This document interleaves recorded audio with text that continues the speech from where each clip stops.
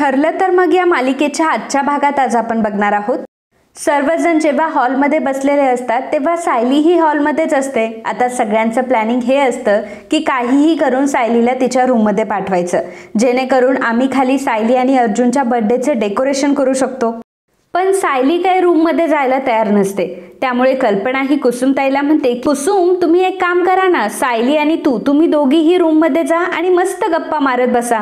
त्यावेळी सायली म्हणते की पण कुसुमताई माझ्यासोबत नाही तर मधुभाऊशी गप्पा मारायला आली आहे. मधुभाऊ सुद्धा पाय काढून घेतात आणि म्हणतात की नाही नाही, माझ्याशी गप्पा मारायची काही गरज नाहीये, कारण तसंही मी आता पुस्तक वाचत बसणार आहे. मग कुसुमताईच आता सायलीला म्हणते की सायली चल ना ग, आपण दोघी जणी रूवरती जाऊयात, मस्त गप्पा मारत बसूयात. तेव्हा सायली म्हणते की कुसुमताई अगं आई आत्ताच आल्यात की नाही, त्यांच्यासाठी काहीतरी खायला बनवून देते ना. कल्पना म्हणते की अगं मला काही खायला नकोय, तू एक काम कर ना, जा वरती जा, कुसुमशी गप्पा मार.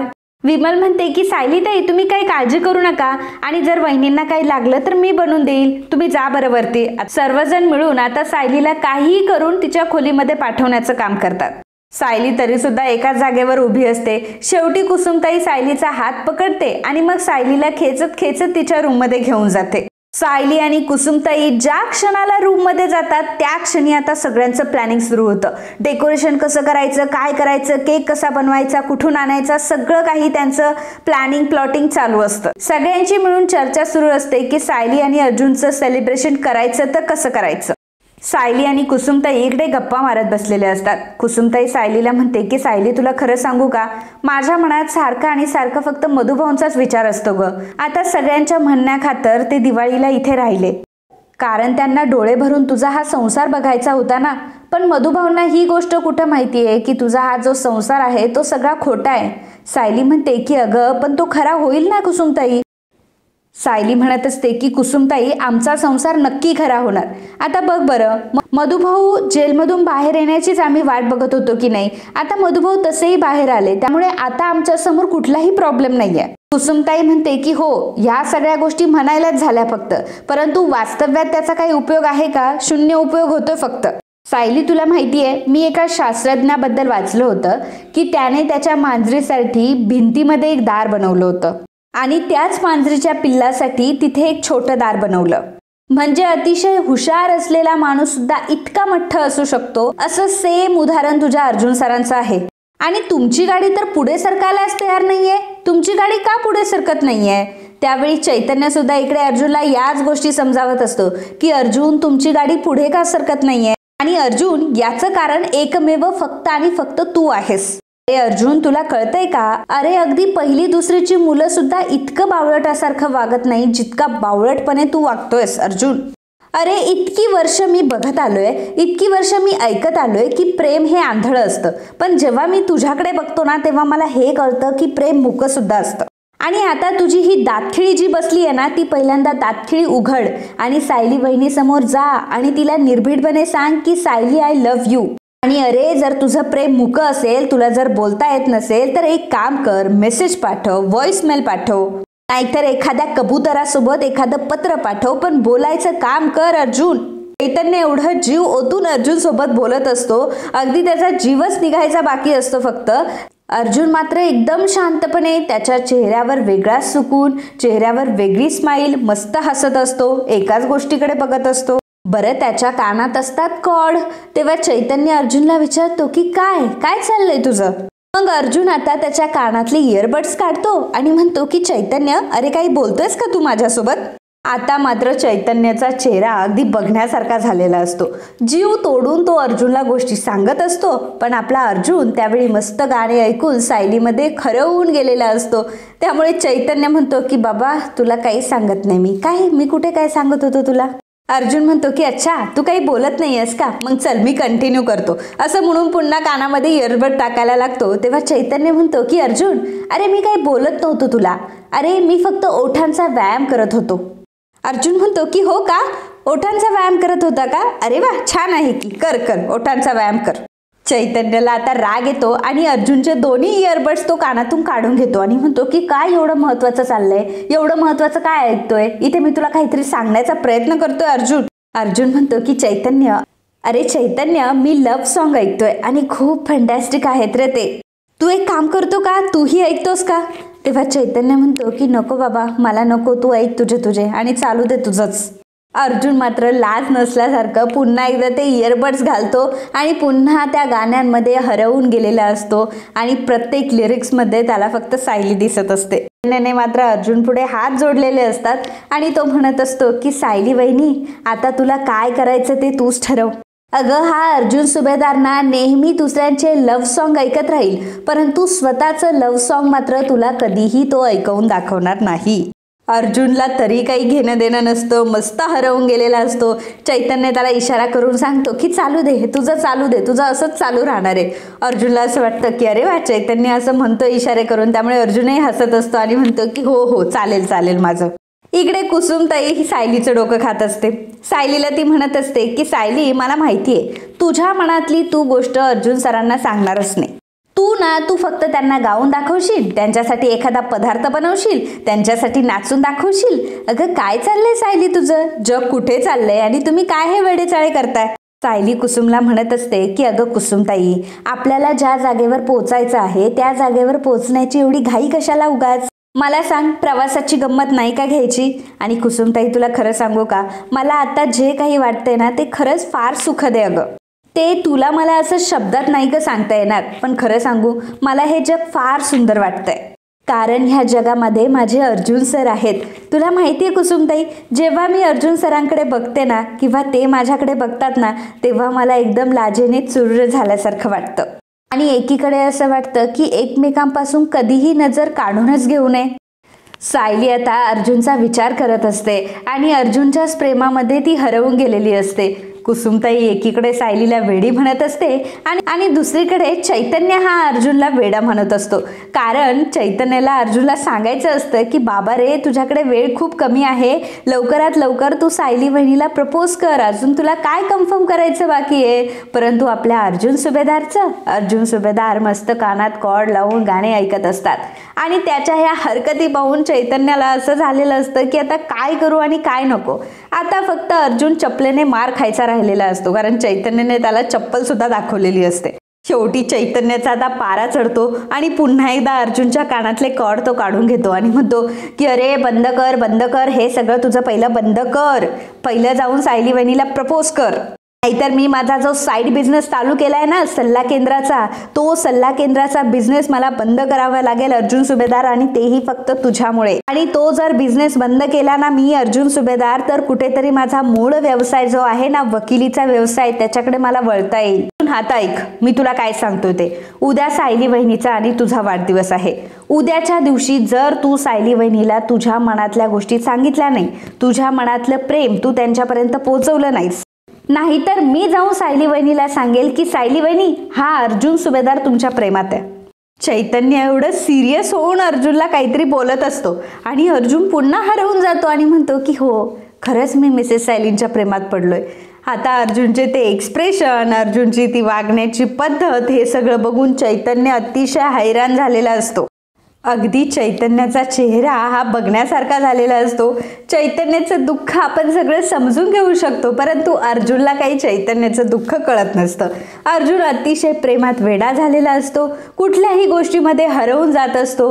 काहीही बघितलं तरी त्याला सायलीचीच आठवण येत असते. सायलीमध्ये दंग होऊन आता वेडी होण्याची वेळ अर्जुन सुभेदारवर आलेली असते. चैतन्य अर्जुनला म्हणत असतो की अरे बाबा, तू सायली वहिनीला प्रपोज कर, नाहीतर मी जाऊन सांगेल की तुझं तिच्यावर प्रेम आहे म्हणून. तरी अर्जुन म्हणत असतो की हो, माझं मिसेस सायलींवर प्रेम आहे. पुन्हा हरवून गेल्यामुळे चैतन्य आता स्वतःच्याच तोंडात मारून घेतो आणि म्हणतो की जाऊ दे, माईक टेस्ट करतोय मी, कशाला करतोय, ह्याला टेस्ट करायची काही गरजच नाहीये, हा कधी सुधरूच शकत नाही, जाऊ देत ना, मी पण माझा वेळ वाया घालवतोय. असं म्हणून आता चैतन्य पुन्हा एकदा अर्जुनच्या कानामध्ये कॉर्ड टाकून देतो, इयरबड टाकून देतो आणि म्हणतो की अर्जुन सुभेदार, चालू दे तुझं जे चाललं होतं ना, ते चालू दे तुझं. अर्जुनला मात्र कसलीही काही पडलेली नसते. चैतन्य त्याला एवढा बोलत असतो, एवढा ओढत असतो, तरी सुद्धा अर्जुन लाज नसल्यासारखं पुन्हा एकदा कानामध्ये इयरबड्स घालून पुन्हा सायलीमध्ये दंग झालेला असतो आणि रोमॅन्टिक गाणे तो ऐकत असतो. त्यावेळी चैतन्य फक्त देवाला म्हणत असतो की देवा, आता ह्या दोघांना अक्कल कशी द्यायची ना, हे तूच बघ बाबा. कठीण आहे रे देवा, कठीण आहे, खूप कठीण आहे हा अर्जुनचं, असं म्हणत तो अर्जुनला म्हणतो की चालू दे, तुझं चालू दे, तुझे गाणे चालू दे बाबा, तुला नाही डिस्टर्ब करत रे मी, तुझं चालू दे जे चालायचे. तर अर्जुन म्हणतो की हो हो हो हो असं अर्जुन करत असतो आणि चैतन्यशी हसत असतो. त्याप्रमाणे अर्जुन सायलीमध्ये हरवून गेलेला असतो. त्याचप्रमाणे सायली सुद्धा कुसुमताईशी बोलता बोलता अगदी हरवून गेलेली असते. ते अर्जुनच्या स्वप्नात कुसुमताई सायलीला म्हणत असते की वा वा वा, असाच प्रवास चालू राहू दे सायली, परंतु इच्छास्थळी तुम्ही कधी पोहोचणार? 80व्या वर्षी पोहोचणार आहात का तुम्ही दोघं जण? नाही नाही, एक काम कर, उद्याच मी मुहूर्त काढणार आहे. उद्याचा दिवस म्हणजे सगळ्यात बेस्ट आहे. उद्या काय, दोघांचाही वाढदिवस आहे. सॉरी, कुसुमताई जे काही बोलत असते सायलीला ते काहीच कळत नसतं, कारण सायली त्यावेळी असते अर्जुनमध्ये दंग. अर्जुनचाच विचार ती करत असते, अर्जुनच्या स्वप्नात ती हरवून गेलेली असते. त्यावेळी कुसुमताई सायलीला म्हणते की अगं सायली काय करतेयस, मी तुझ्याशी बोलते. कुसुमताई ही सायलीला विचारते की अगं सायली काय बोलते मी? तेव्हा सायली बोलते की काय? कुसुमताई डोक्याला हात लावते आणि म्हणते की देवा प्लीज तू या दोघांना थोडी अक्कल दे रे. अगं सायली मी तुझ्याशी काय बोलतीये आणि तू काय बडबड करतीयस? तर इकडे अर्जुन हा चैतन्याला एका ठिकाणी घेऊन आलेला असतो. चैतन्य विचारतो की अर्जुन तू मला कुठे घेऊन आलायस आणि हे कुठलं ठिकाण आहे, इथे काय करायचंय, का आणलंयस तू मला? तेव्हा अर्जुन हसत असतो आणि चैतन्याला ज्वेलरी शॉपकडे बोट दाखवतो. चैतन्य म्हणतो की ज्वेलरी शॉपमध्ये तू मला का आणलंयस अर्जुन? मला तुझं काही कळतच नाही. जेव्हा म्हणजे मी तुला महत्वाचं काहीतरी सांगत असतो तेव्हा तुझे कान बंद असतात आणि आता तू असं काहीतरी करतो ना की तुझं तोंड बंद असतं. या सगळ्यामध्ये मला नक्की काय चाललंय ना माझं मलाही कळत नाहीये. अर्जुन चैतन्याला म्हणतो की चैतन्य शांत बस बरं तू, आता या सगळ्यामध्ये तू तुझं तोंड बंद ठेव म्हणजे झालं, आलोच मी.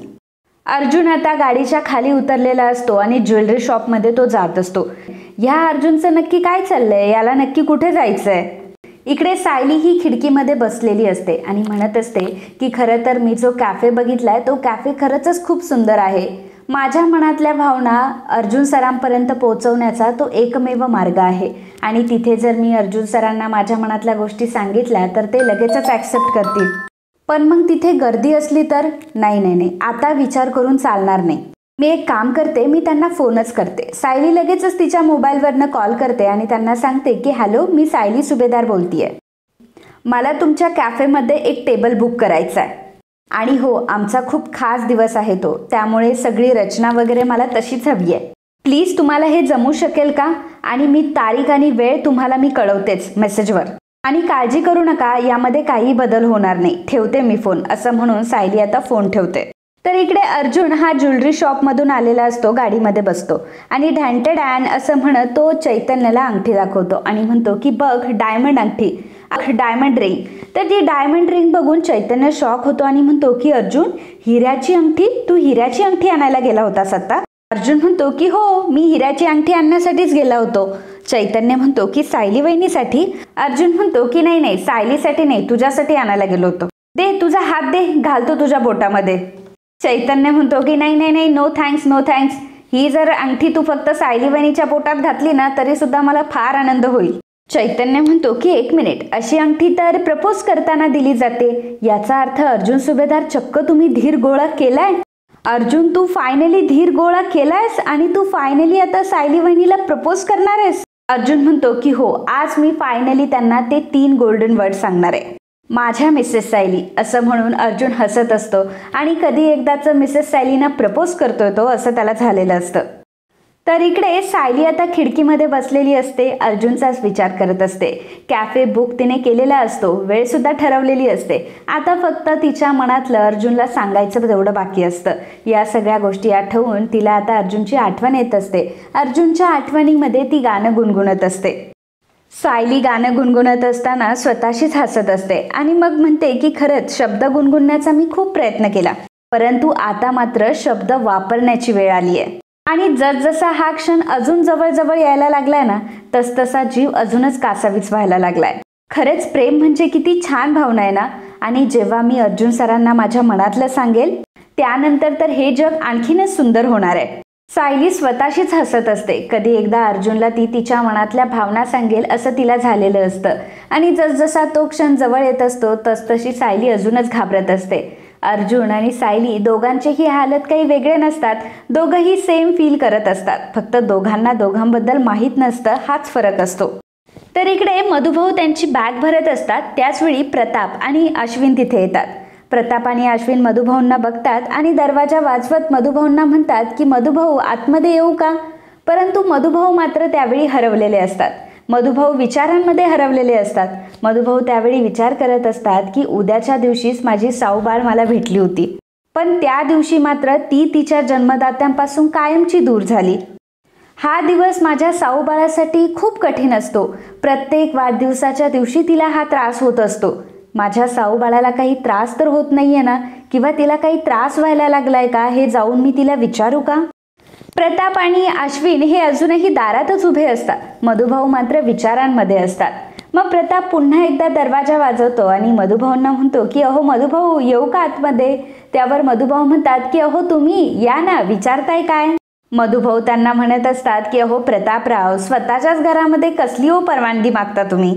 प्रताप मधुभाऊंना म्हणतो की अहो मधुभाऊ, हे घर जरी माझं असलं ना तरी सुद्धा सध्या ही खोली मात्र तुम्हाला दिलेली आहे, त्यामुळे तुमची परवानगी तर घ्यायलाच हवी की नाही. त्यावर मधुभाऊ म्हणतात की नाही हो प्रतापराव, अहो ही तर पाहुण्यांची खोली आहे आणि पाहुण्यांकडे कधीही परवानगी मागायची नसते. अश्विन म्हणतो की घ्या आता, पाहुण्यांना कामही सांगायचं नसतं, आली का मग पंचायत. प्रताप म्हणतो की अरे अरे अरे, मी तर सायलीच्या बाबा म्हणून त्यांना हक्काने काम सांगायला आलो होतो, परंतु हे मात्र पाहुणेच निघाले. आता पाहुण्यांना कसं बरं काम सांगायचं.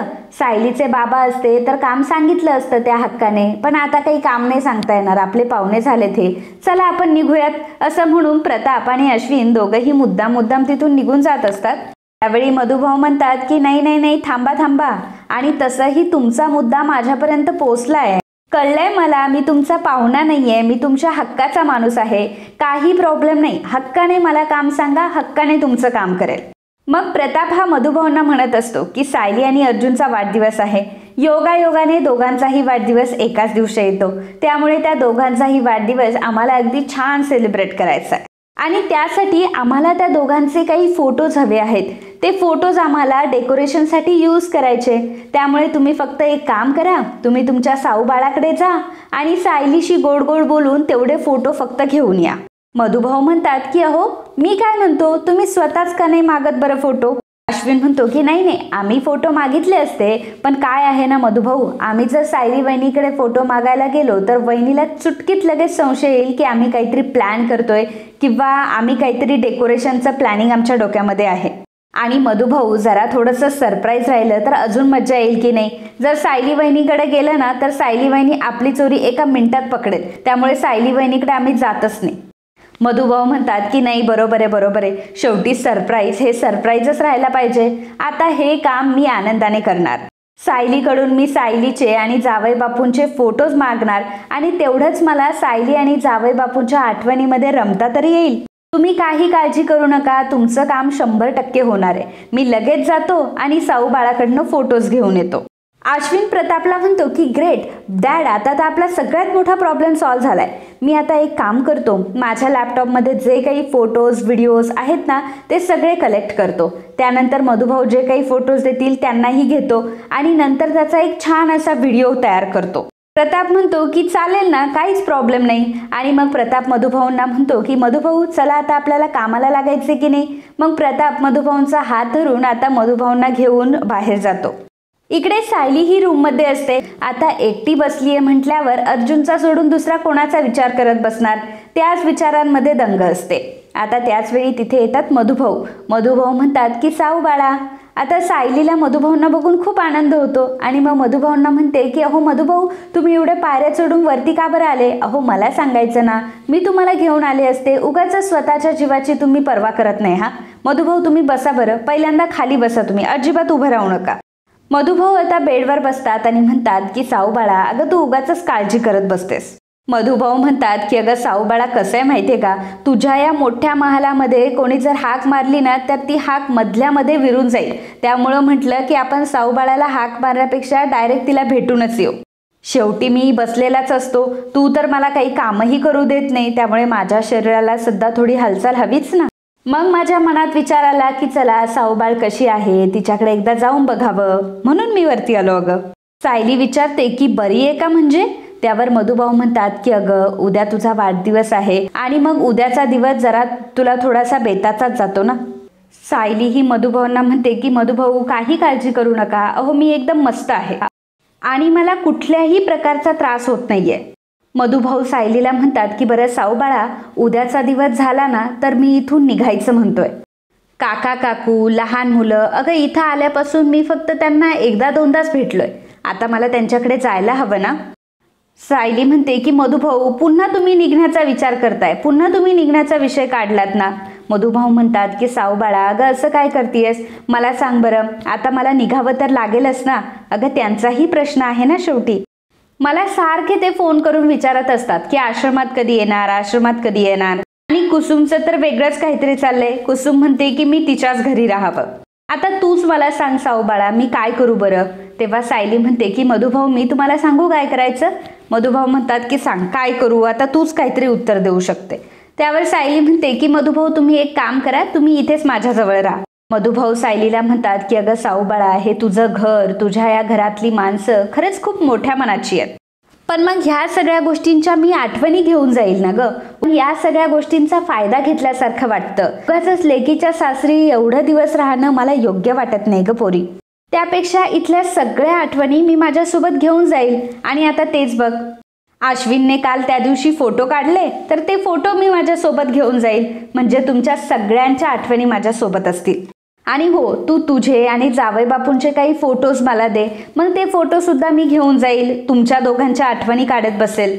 आणि आतापर्यंत मी तुझ्या लग्नाचे फोटो कधी बघितलेच नाही, मला तुझ्या लग्नाचे फोटोही बघायचे. तुझ्या लग्नाचे फोटोज आहेत का.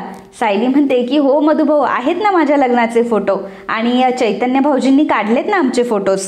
मधुभाऊ म्हणतात की अरे वा, फोटो आहे का तुझ्याकडे, मग तर चांगलंच झालं, मला दाखवते का ते फोटोज. सायली म्हणते की मधुभाऊ लगेच दाखवते. मग सायली एक अल्बम घेऊन येते आणि त्या अल्बममध्ये फोटोज असतात. मग त्या अल्बमची फोटोज आता ती मधुभाऊला दाखवत असते. मधुभाऊंना म्हणत असते की मधुभाऊ हे बघा आमच्या लग्नाचे फोटोज, आणि यात फक्त आमच्या लग्नाचे फोटोज नाही हा, तर माझ्या कुटुंबाचे सुद्धा फोटोज आहेत. मधुभाऊ म्हणतात की माझ्या, आणि असं म्हणून मधुभाऊ हसतात. तेव्हा सायली हसते आणि म्हणते की हो मधुभाऊ माझ्या कुटुंबाचे. सायली आता मधुभाऊंना दाखवत असते की मधुभाऊ हे बघा, हा पूर्णा आजीच्या वाढदिवसातला फोटो आहे बरं का. पूर्णा आजींचा वाढदिवस म्हणजे अगदी सण असतो हा, अगदी आमच्या घरामध्ये सण उत्सव जल्लोष असतो. एवढंच काय तर लोक अगदी दुरून दुरून त्या दिवशी पूर्णा आजींसाठी भेटवस्तू पाठवतात, आणि इतक्या त्या भेटवस्तू असतात की आम्ही रात्रभर त्या भेटवस्तू सारख्या उघडत असतो, तरी सुद्धा भेटवस्तू काही संपत नाही, इतक्या त्या भेटवस्तू असतात. आणि त्यावेळी पूर्णा आजी मात्र झोपून जातात. सायली आता मधुभाऊंना पुढे सांगू लागते की मधुभाऊ हा आहे आमच्या लग्नाच्या वाढदिवसाचा पहिला फोटो. अहो कामाच्या नादामध्ये हे आमचा वाढदिवस सुद्धा विसरून गेले होते. तरी जेव्हा त्यांना कळलं की आमच्या लग्नाचा वाढदिवस होता आणि माझ्या लक्षातच नाही राहिलं, तेव्हा मात्र त्यांना फार अपराधासारखं वाटत होतं.